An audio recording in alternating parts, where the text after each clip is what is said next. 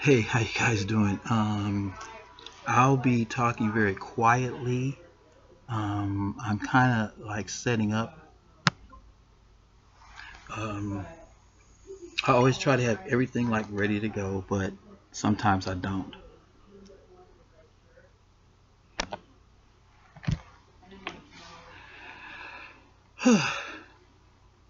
We remember always just do your best. Do your best. I mean, I really came close to having everything going.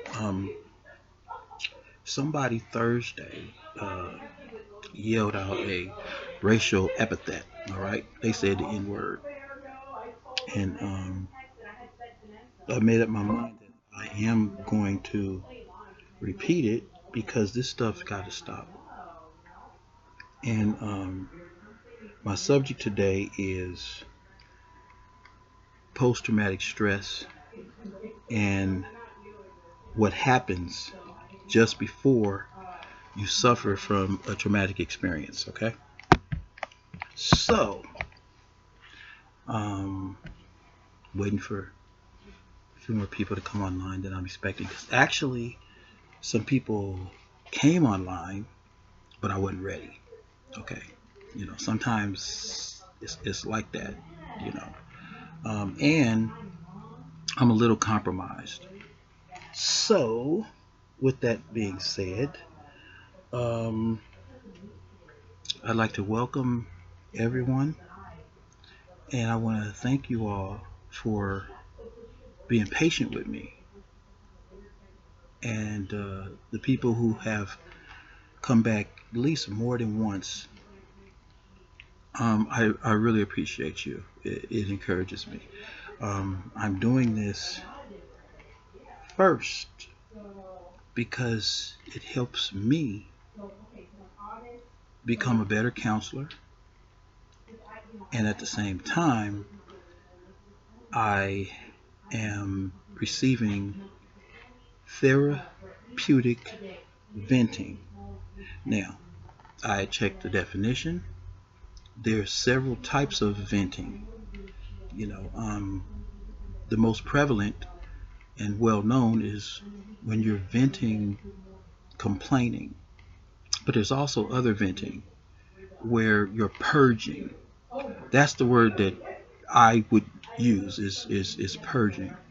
Um, when you talk about something that bothers you and even makes you feel uncomfortable, if here's the proviso, if if you know someone or you find someone that you feel safe talking to, we normally say comfortable, but I say safe because without us knowing it subconsciously,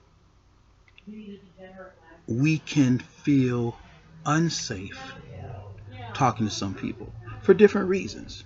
It doesn't necessarily mean that somebody is menacing, but we got people that gossip and we have people that like to feed on other people's misery, weaknesses, or faults.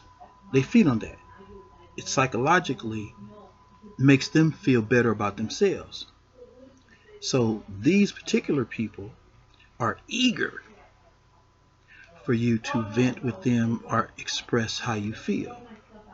Now, at the same time, it's very important to have somebody to talk to, somebody to open up to. And it's going to sound strange, but trust me, if you even try it one time, you'll feel better when you finish.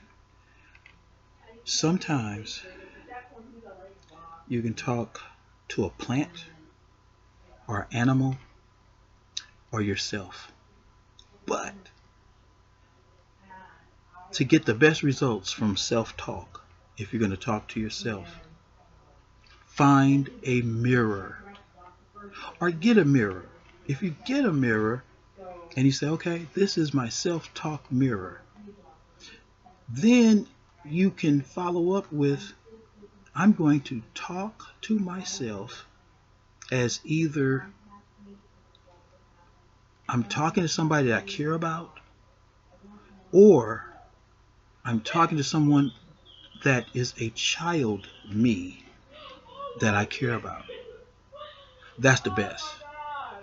Because to realize that a lot of things that we do, a lot of behavior or habits or self-deprivation thoughts stem from something that happened in our childhood, and we push it out.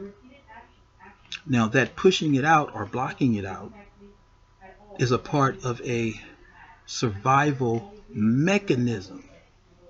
It's not a survival answer, and it's definitely not a healing answer.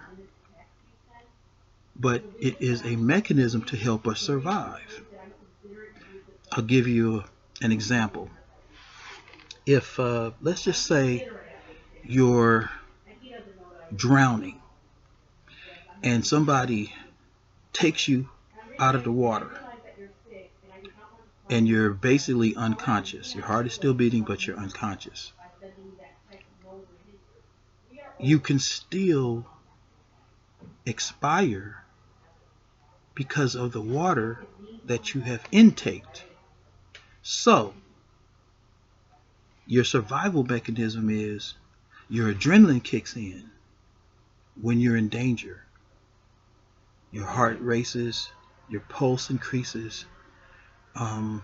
That's for you to survive. Those are mechanisms that's in you. But you still can expire. Your body and your mind was designed to keep you alive at all costs. So, the procedure when you learn first aid or the Heimlich maneuver, anything like that, is to administer one of several methods to get the water out of your lungs, out of your throat, and sometimes out of your stomach.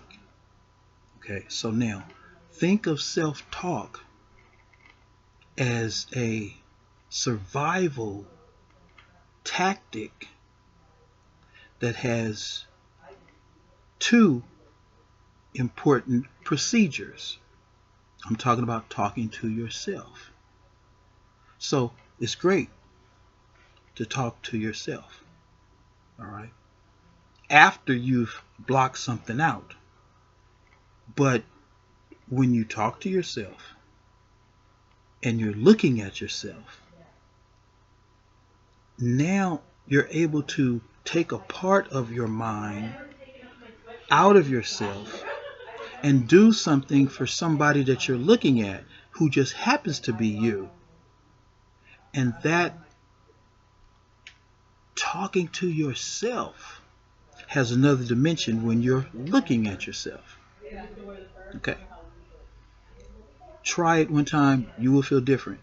Now, here's a subtle warning. When you first start talking to yourself and you're not used to it, it's okay and it's normal to feel abnormal, to feel uncomfortable, to feel embarrassed. These are normal because we're not used to talking to ourselves. And I think we've all heard, if you talk to yourself, you might be crazy. That's a different type of talk. Then it progressed and they say it's okay to talk to yourself as long as you don't answer yourself. Well, block out, discard, delete that second part that says if you answer yourself, then you're crazy. It's really a joke, but the information will go into your psyche. Don't be afraid to talk to yourself, to question yourself, and then try to answer yourself. And the first answer can be, I'm going to figure this out. And I'm going to compliment myself because I had the courage to actually talk to myself in the first place. Okay? Self-talk, when it's positive, always helps. Remind yourself that you're good enough, you're smart enough, There's somebody that likes you. Sometimes some of us got many people that like us. And odds are there's somebody that loves us. That's why having a conscious connection with a higher power makes you never alone. You have somebody that loves you unconditionally. Okay? So that's why I advocate for that. But also, you need to like and love yourself. If you've done some things wrong, you can purge it. Okay? Then talk to yourself and say, I'm better than that. I shouldn't have did that. Or I could have did that better. Then you forgive yourself for being human. Once you make amends, which is actions to, let's just say, for lack of a better, easier description, make up for the action that you might not be particularly proud of. Okay? We have a tendency to beat up on ourselves. Some of the best of us, because we care. We care about what we do. Psychopaths and sociopaths do not care that they did something wrong or they hurt somebody. They don't care. Self-centered. Narcissists. That's very important. We're living in a time right now where unique things are happening in history. To embrace, because it's fun, somebody that only really cares about themselves, that is a condition. And the intelligent, knowledgeable people in the government, as much information as they have, I don't believe that they really know how to handle it. And so they play little games, all right, to ensure that we don't lose the Constitution, we don't lose democracy, freedom, or even a representative government like a republic. We could lose all of that in the hands of somebody that is self-centered and a narcissist. Now, I didn't say no names, okay? If something comes to mind or is synonymous with a name, that's on you. That's very telling, okay? So we've been in denial about many mental illnesses and conditions for a long time. Right now, Sean Combs is in the news. Now, I'm going to describe to you what I think. He's definitely a sociopath, but I feel that he's at best borderline psychopath. And I will be the first person to say this. Many people might say it after I say it, but I'm the first person to say it because I've been listening. If you really look at him, look at the expressions on his face, especially if it's still photography, right? He's a little mentally retarded. Now, it's a difference between being mentally challenged and mentally retarded. A retardation. That's different. And just because something is not politically correct doesn't mean that it doesn't exist. Okay? I applaud sincere political correctness because I applaud doing what's right and what's correct. But there's certain psychological and medical terminologies that exist, but it's not popular to say it. So I'm saying it because it's necessary. He's a little retarded. Now, we need to know this. Just because somebody is a little retarded, that doesn't mean that they're not clever. Okay? And just because somebody's clever doesn't mean that they have wisdom, doesn't mean that they're right. If somebody convinces themselves that it's right to molest, to rape, to take advantage of somebody, that doesn't mean that it's right, even if they convince themselves that it's right. That's where we have the important condition to understand of a sociopath. A psychopath normally is beyond help. Okay? So I'm saying, from my observation and my opinion, and I am a certified family crisis counselor, he is definitely a sociopath, but he might be a psychopath. So I'm saying he is a sociopath, borderline psychopath. That's not good. Okay? We can't even help these people if we can't admit these things. That's why I don't feel guilty, because we will never correct wrongs, especially conditions, unless we're honest.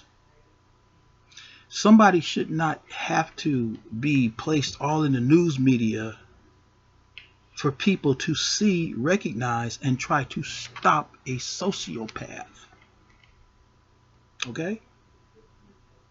Especially one that has the funds to be able to elude being prohibited from doing whatever the hell they want to do to whoever, and don't care.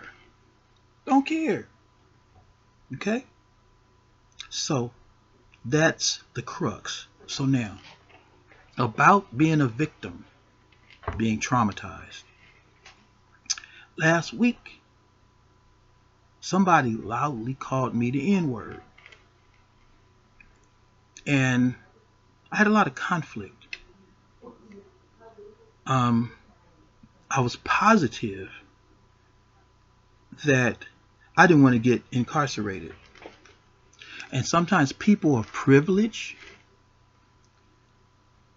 they get the help and the consideration, forgiveness, to do whatever they want to somebody who is not privileged. And especially do it to someone who is disenfranchised or oppressed. Okay? So to the victims,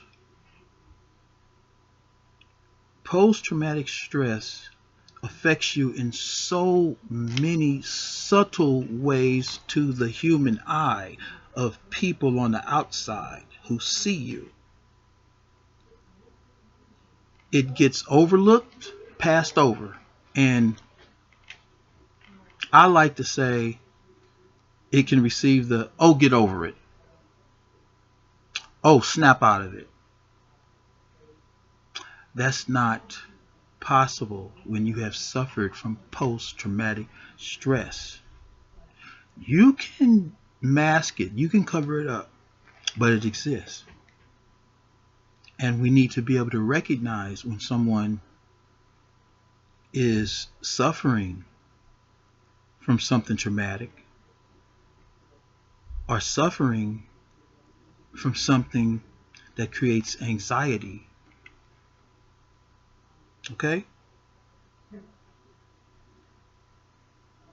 PTSD. We've just barely scratched the surface. All right? But it's important that we understand. We could lose all our freedom. Just like that. As a matter of fact, I'm convinced that the only reason this country has the degree of freedom and democracy is because of divine intervention. But there's always somebody that wants to take advantage of that.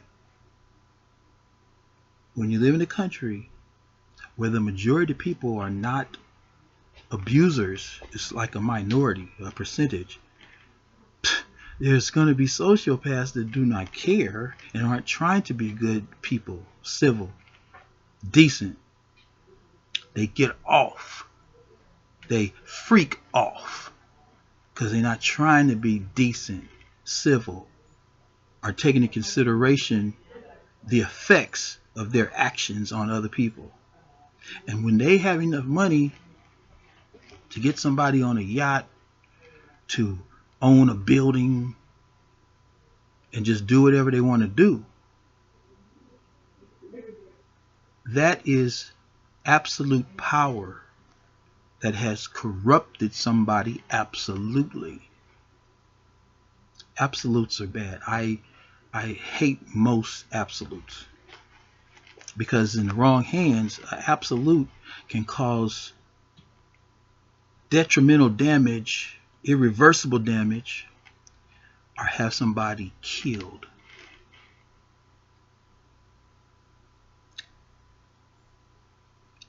It's important that we are bringing an iconic, serial, traumatizing sociopath to justice.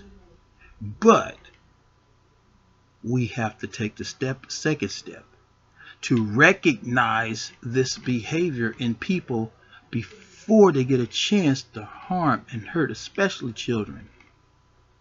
It's horrible. Okay? We can start with us. Using self-talk. Come to a conclusion. Recognize predators. Recognize abusive people. That's the first step. Because we have been conditioned that white is right, no matter what. We've been conditioned to believe that the more money somebody has, like Oprah Winfrey, the less likely they're an abusive person who's a sociopath, because they got a lot of money. The media lifestyles of the rich and crazy, they glamorize this life. You got Jada Pinkett and Will Smith literally at a red table giving families advice. When you got enough money and you can help other people make money, you can do things that's contradictory to good mental health and societal health. So that's what I wanted to say. I know this was a short one. My prayers go out to all victims. And it's time to stop. We need to take the Me Too movement up another notch to prevent the need for a Me Too movement, because the signs of somebody that got a mental problem, they're there, whether they're recognized or not. The signs are there. We have to look for them. I want to thank you all. I apologize that it's short. In a way, I feel like I shouldn't apologize, but I do apologize because I want to give as much information as I can. And I was a little late, for circumstances beyond my control. But I still showed up because I'm doing my best for you. And the people who have been in contact with me and supporting me and encouraging, it just makes all the difference. I didn't think that I'd be so motivated because somebody liked what I was saying.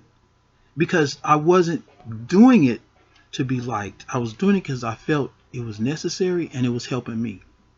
Okay? The two things. In that order. So, from the bottom of my heart, I appreciate it. And trust and believe. It grieves me when I don't see somebody that wants a response. But I'm getting better. I'm getting better. I'm going to have this organized. Okay? So I can respond when somebody sends me a message or asks me a question. So if I don't answer right away, please don't stop looking for me to answer. I'm going to do my best to get around to everybody. Well, right now it's not even that many. But I still feel bad, if I don't get back to somebody. So I want to thank you all. I feel proud that I got through a weekend that followed a racial slur and a terrorist threat, and I still showed up and made this podcast in the Thinning the Herd series, where there's a herd of diseased people, mentally ill people, emotionally distraught people, homeless people, abused people. We want to take down that herd.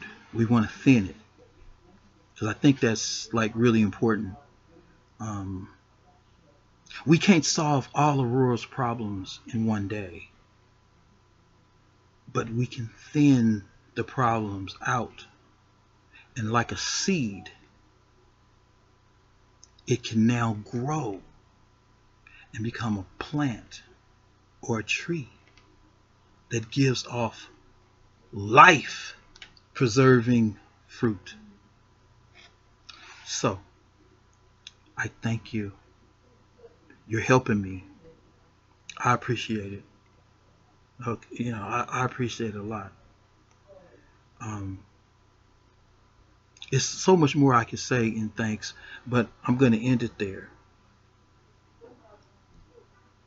because post-traumatic stress can happen to any of us. Most of us who are working class are one paycheck away from being homeless. Think about that. Thanks a lot. Please send me your prayers. Prayers work. I want God to guide me. The higher power. That's a part of my belief system. Thank you.